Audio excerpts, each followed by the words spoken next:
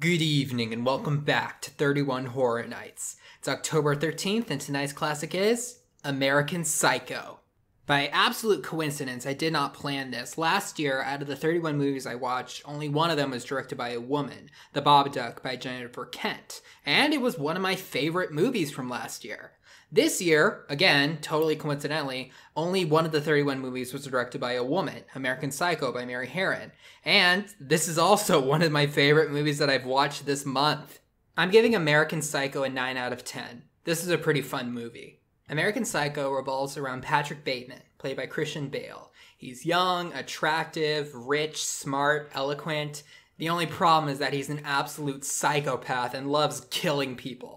The black comedy and social satire of American Psycho is not hard to catch. This is very clearly a commentary on the big, rich, privileged businessman stereotype, and that's something that we look up to, but in reality, that lifestyle is full of a lot of terrible people, including Patrick Bateman and pretty much everybody in this entire movie except for one or two characters.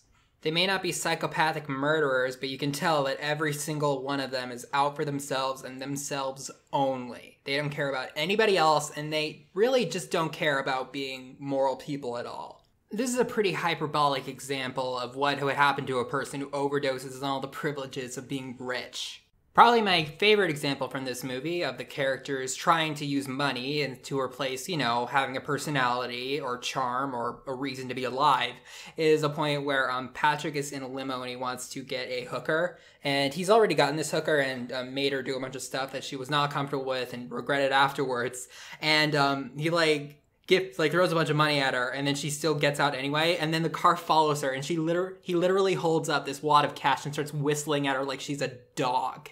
Pretty much nobody in this movie is a good person, but Patrick is definitely below the rest of them considering that he likes maiming, killing, and raping people. And they don't even have to be people that he's mad at. A lot of times you just see somebody, walks up to them, and then kills them, or brings them to his apartment to kill them.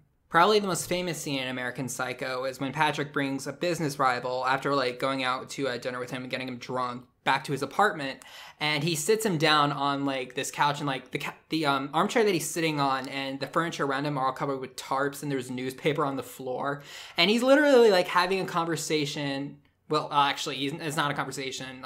Patrick's just talking about Huey Lewis and the News and analyzing their album releases and their songs. And he's literally putting on this raincoat and getting an axe while he's talking. And then he just says, "Hey, turn around." And the guy turns around and he chops him up with an axe. And I really have to give Christian Bale credit. He kills it with his performance as Patrick Bateman in this movie. I know that this happened well before it, but looking back on it, it's especially funny because this is sort of what would happen if Bruce Wayne went down the route of the Joker instead of Batman. And Christian Bale was really good casting on the part of the producers of this movie, considering the fact that he is picture perfect Hollywood heartthrob, and in the movie he plays someone who is young and rich and extremely handsome.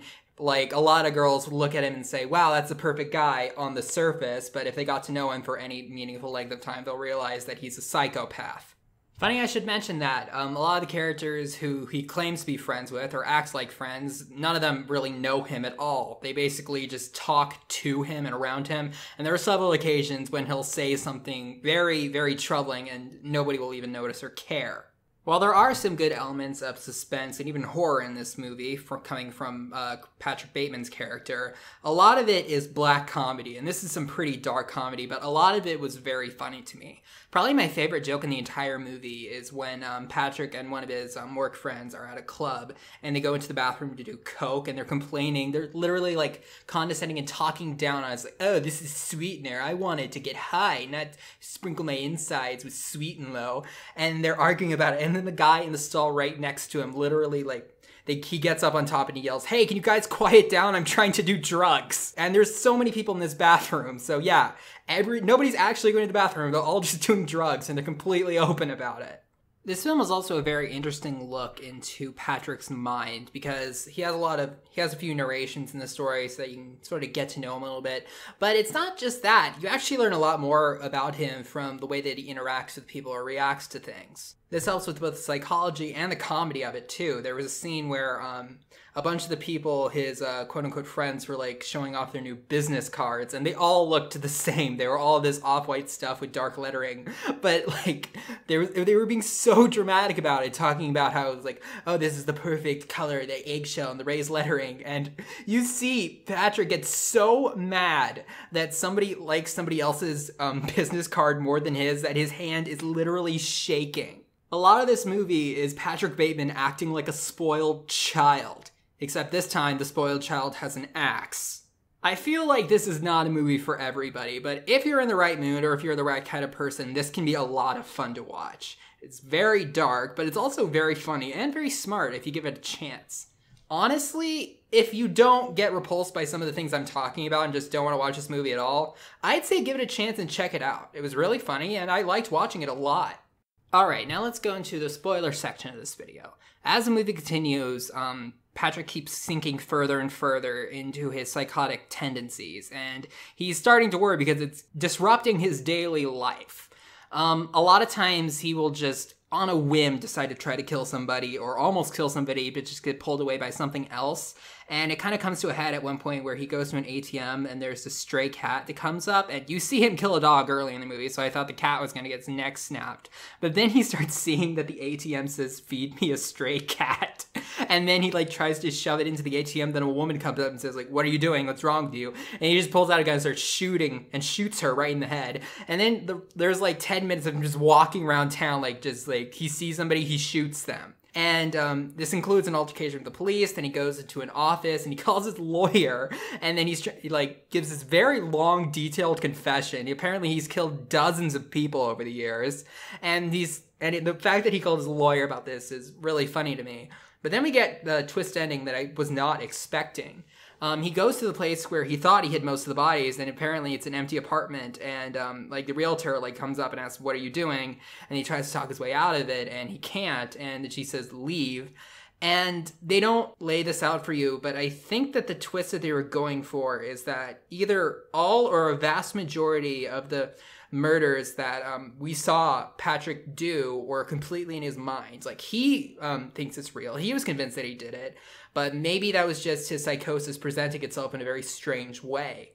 He goes up to the lawyer that he just confessed so many crimes to, and first of all, this is, by the way, not even the only time this happens in this movie. A character will forget somebody's name and, like, won't even care about it. They'll just, like, "Oh, I convinced myself you're somebody else," and Patrick takes advantage of that on multiple occasions, by the way.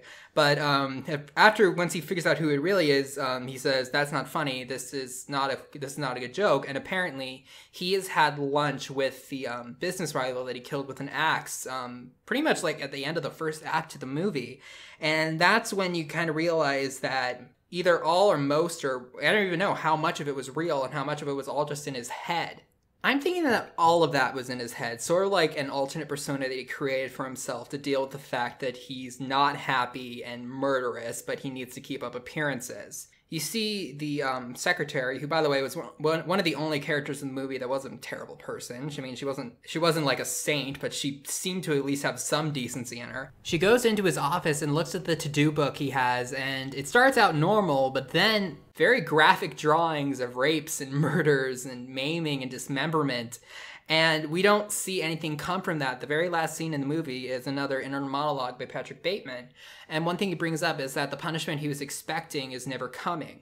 And I think that's kind of clever because he definitely, I don't know if he experienced guilt, but all the murders were taking a mental toll on him. And it's kind of funny and almost like a sort of justice to the fact that none of that was even real. That was just him tearing himself apart from the inside out. American Psycho is a good psychological study, it's a good crime thriller, and it's a good comedy. I liked it a lot. It's not for everybody. Once again, there are a lot of really unsightly things that happen in American Psycho, but if you like this type of stuff, check it out. It's one of the best examples of this type of movie I've seen. I'll see you guys tomorrow.